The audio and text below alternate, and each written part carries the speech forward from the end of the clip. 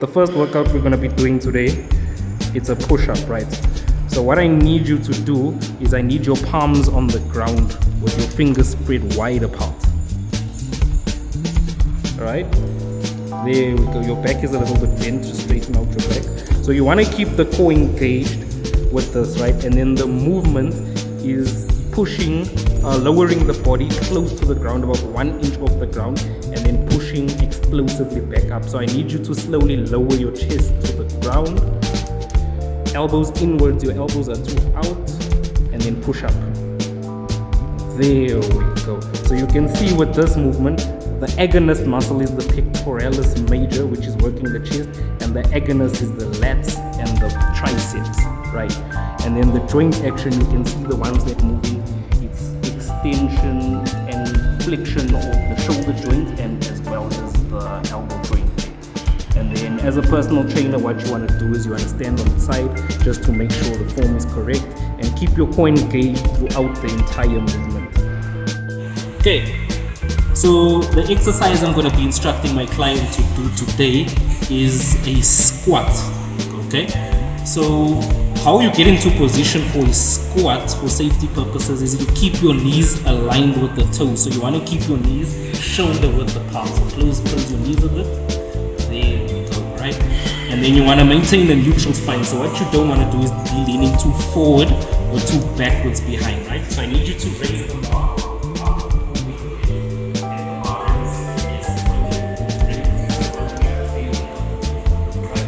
And then what you want to do is you want to lower your knees down while you're pushing your spine, your hips, while you're pushing your hips backwards, keeping a straight spine. There we go, and then you go back up. That's one rep back to the stationary position, right? So you can see in this workout, the agonist will be the quadriceps, and the antagonist will be the hamstrings and the gluteus maximus, right? So you can see the only two joints that are moving are the joints and the hips, right? And as a personal trainer, you want to step behind your client and keep your hands.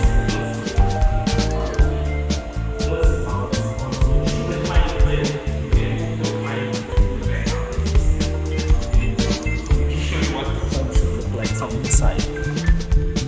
Okay, go back down for me.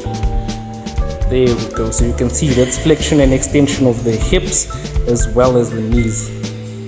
There we go, maintaining a straight back. That is how you do a proper squat.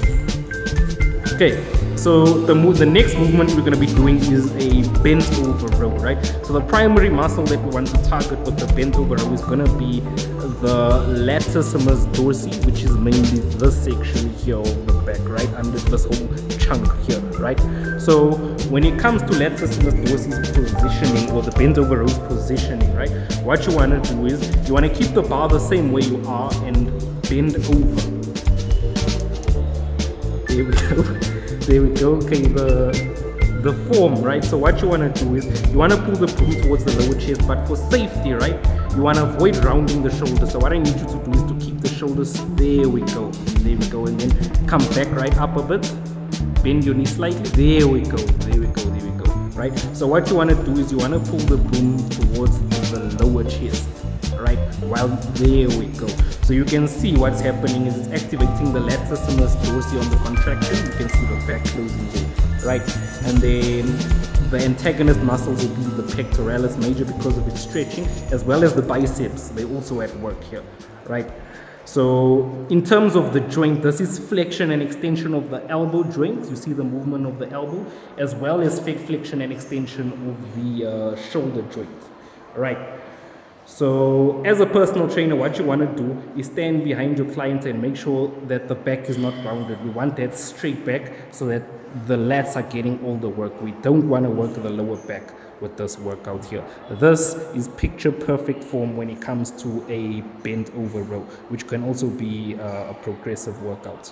Okay, so what we're going to be doing next is the single leg Romanian deadlift, right? So this is a workout which primarily targets the hamstrings. So the hamstrings will be the agonist, and the antagonist will be the quadriceps and the glutes, because of you are leaning forward, right?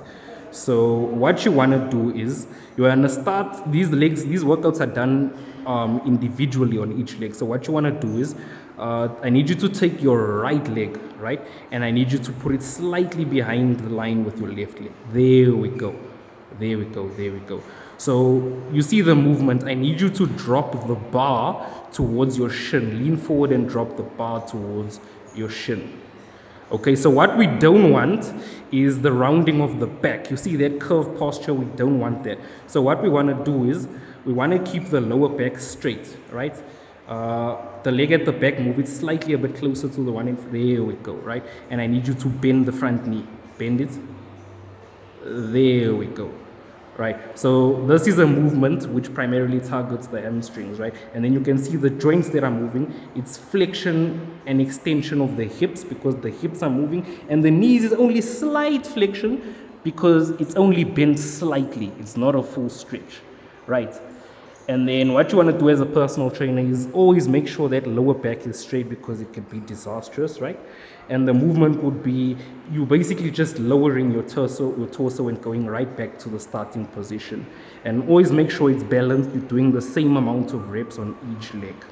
And that there is your single leg Romanian deadlift.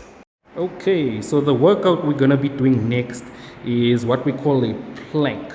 So the plank is primarily for strengthening the core as well as overall upper body movement, right? Well, it's not necessarily a movement, it's a position, right? So what I need you to do is, do you remember the push-up position that I showed you? I need you to get into the push-up position, right? There we go, right?